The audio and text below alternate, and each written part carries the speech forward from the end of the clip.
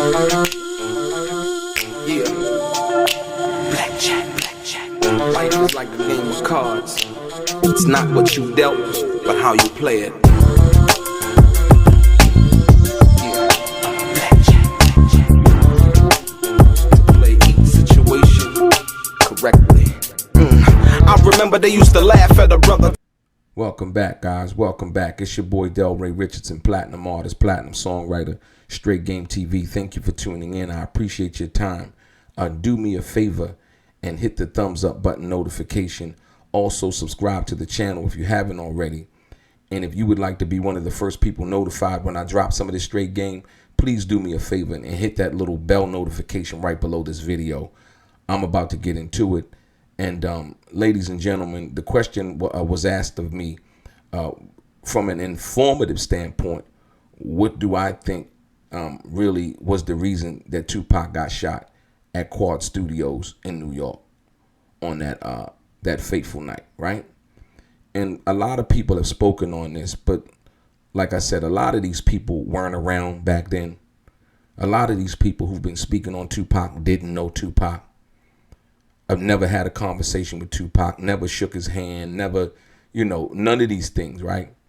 And everything that they've been giving you has been pure speculation or things that they have read in the media, right? And now they've taken the narrative of what they read and as if they're speaking now from a firsthand point of view. Let me tell you what the situation was.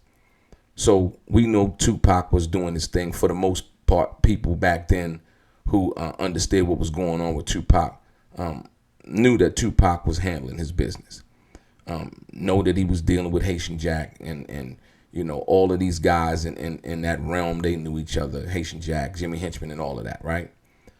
And so when you are who Tupac is, Tupac basically he spoke on it a lot. He said basically, hanging out with drug dealers, basically. Jealous ass niggas, player hating and, but we still kick it and all of those things. So he was basically giving you a front row seat if you knew at that time as to what he was dealing with. You know what I mean? And this is on me against the world, right?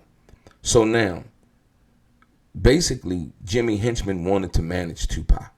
He wanted to be Tupac's manager. Jimmy Henchman was known in the street to be a powerful dude, you know what I mean? To get things handled, if you will. And so he had been managing other people, but he wanted to manage Tupac. I think he was basically trying to corner the market from that perspective. And Tupac said no. Tupac wasn't having it, right? And I think that they thought that Tupac was the kind of guy that they could bully or try to scare, or try to intimidate, or try to extort Tupac into that situation in regards to, Jimmy Henchman being his manager. But Tupac wasn't having it. I'm not paranoid. Y'all niggas know what time it is. Yeah. I mean, what it is that them East Coast drug dealers got them niggas under extortion. I came and fucked up everything. Because I dissed them niggas in the Daily News. They put a hit out on me. And there were words basically that were exchanged between Jimmy Henchman, Tupac, and the whole, that whole circle of what that was. And, Tupac was the type of guy to get real disrespectful. If he felt passionate about something, he'd let you know, under no circumstances with a whole bunch of expletives in regards to how he felt in regards to his business. And so on that night, I don't know what Tupac felt, but I know he had to feel something because he had guns on. My shit, and I was strapped that day. That's what I couldn't put in the bar. I had two double Glocks on me, and when I pulled for my shit, that's when I got shot. And the reason I knew my homeboy set me up is because my homeboys knew I was strapped. The dudes, so when he was moving to New York, he knew already, what the situation was. But most people wouldn't know that. That's why he was strapped. Because he knew things could get volatile. He knew, the conversations that he had. He knew what was going on. And that's the type of person that Tupac was. he was the type of person that could know something that you wouldn't be aware of, and people would wonder why he carrying, you know, guns and stuff like that, right? That was the reason. So going up to the studio, that's why he didn't feel, you know, any way, you know, shape or form like, yo, I shouldn't go or whatever, or fearful. You know, as we know that, you know, they called on the phone and was like, yeah, you know, the guy said, you know, I ain't got the money, but I'm gonna get the money from Andre Harrell, and so on and so forth, right? Okay, Tupac goes to the studio, not to worry, because I'm strapped. Gets in the lobby. Here come the guys, right? Basically, you know, and Tupac wasn't the type of guy to back down. Now, when you understand that, you're gonna understand the reason why Tupac, they were basically trying to send a warning. They were trying to send a warning. I think if they really wanted to kill him at that particular time, they would have. But see, Tupac bucked, right? He bucked, and that's when I think the guns went off. I think they were trying to rob him, send a message, scare him, right? And being it was an inside job, right? From Jimmy Henchman, being it was an inside job, you know, it could be the thing where, you know, oh, you know, yeah, I could get your jewelry back for you, ba-da-da-da, so on and so forth. But it didn't go as planned because Tupac tried to draw and pull his pistol. And that's when the shots were fired. Because going into that situation, any other time, if somebody wanted to kill you, they would have killed you. You know, they probably would have unloaded the gun. That's the reason why the situation happened like it happened, right? And I think that the guys who shot him, they panicked and they were like, you know, they shot and, you know, and then hurry up and got up out of there because that wasn't part of the plan. Because if the part of the plan was to kill Tupac at that particular time, they would have did that, period, right? But now you face with a guy with a gun, so now your life now becomes, you know, basically a priority. You know what I mean? You know, self-preservation, if you will, for the guys who was trying to rob Tupac and so on and so forth. So now, once that happened, Tupac now was like, whoa, like, yo, you know, he feel like, you know, Biggie, Puffy, and all of these other people knew about it, right? But you got to understand, whether they knew or not, they couldn't say anything. The pressure was on. You seeing it right here, right now in front of you, what could happen. And I don't think that they thought all of what was going to happen, him getting shot and all of that, but just him getting robbed. Pop, they was sending me messages through my closest road dog saying, Pop, why did you fight them? They was just coming to take your shit. You see what I'm saying? And so then, you know, somebody comes to the rescue, kind of like the situation in at 662 when somebody took one of the Wu-Tang Clan members' chain. And then Tupac was like, I saw Wu-Tang, I saw Method Man, and like a couple months earlier, one of their niggas had got, he was in our club, 662, and somebody snatched his chain, you know, put hands on him. We got the chain back and found the niggas that did it. That's love. And I went to Method Man like, yo, we handled that, me and shit, want to talk to you. That was never our orders, no, that wasn't supposed to go down. We got the niggas that did it, we got the shit, whenever, that's just me. Like, yo, you know, I could get it back for you. They got the chain back for him, and so on and so forth. You understand what I'm saying? And so like that same situation happening, and you know, but Tupac's situation didn't go that way. And so now this puts everybody at odds. Tupac's paranoid now, as he rightfully should be, feeling as if Biggie should have told him or let him know something. Whether Biggie knew or not, I don't know. I think Puffy knew something though, but I don't think Puffy knew that Tupac was gonna get shot. When they come out of the building, you see Jimmy Henchman come out first, Puffy come out second. I don't know what their relationship was at that particular time, right? But whatever their relationship was, you understand what I'm saying? Yeah, it was close enough that they could come out and so now Tupac, you know, does the Machiavelli album, right? Well, first he does the All Eyes on Me. Niggas set me up, wet me up, you know, ba-da-da-da. Then he does the Machiavelli album, and where he, promised to pay back Jimmy Henchman in due time. I know you bitch niggas is listening, and all of that, right? So now Tupac can address the situation because he has a little bit more clarity, right?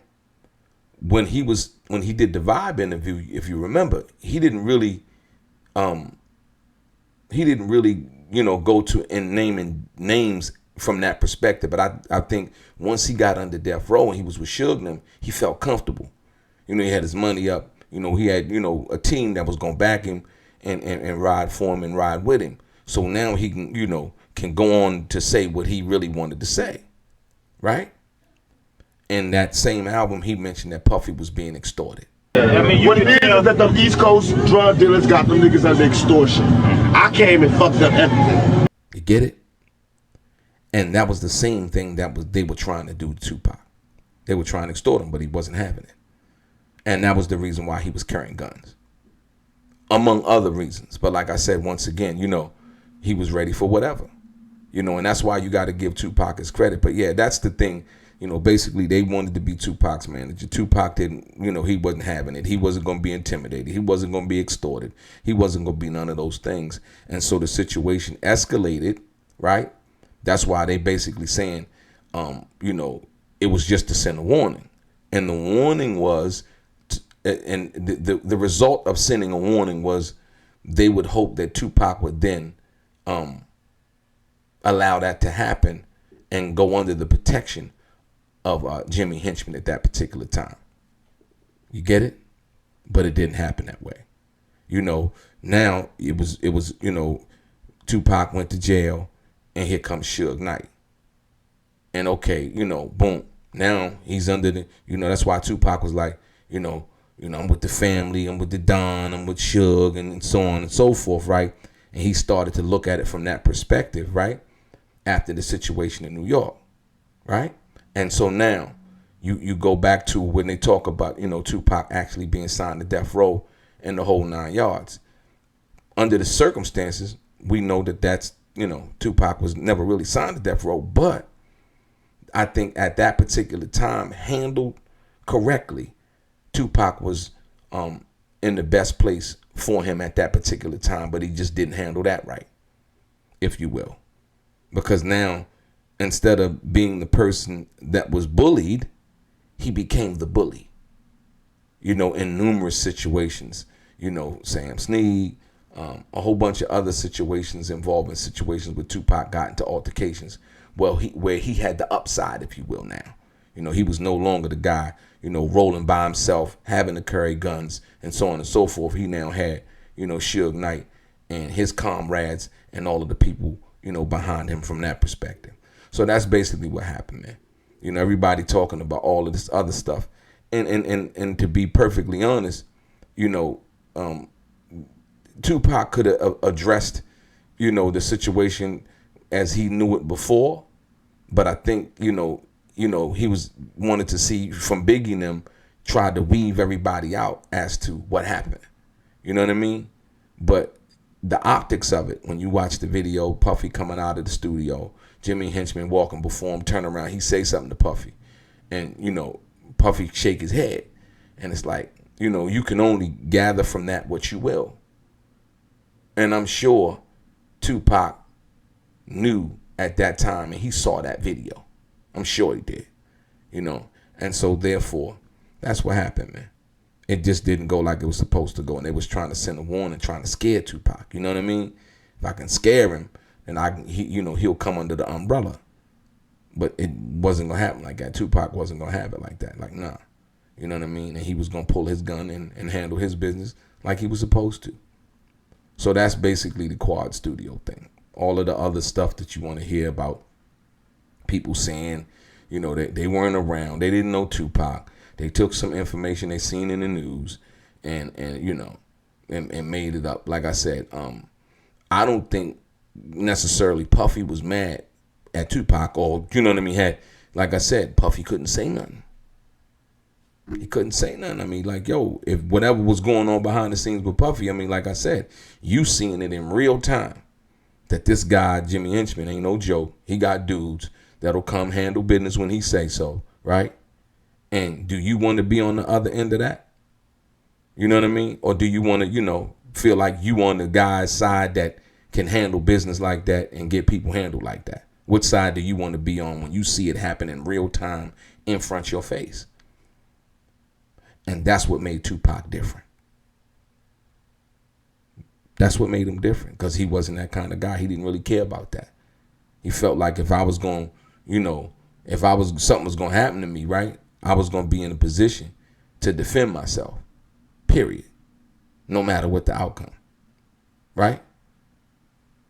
Your boy DELRAY, straight game.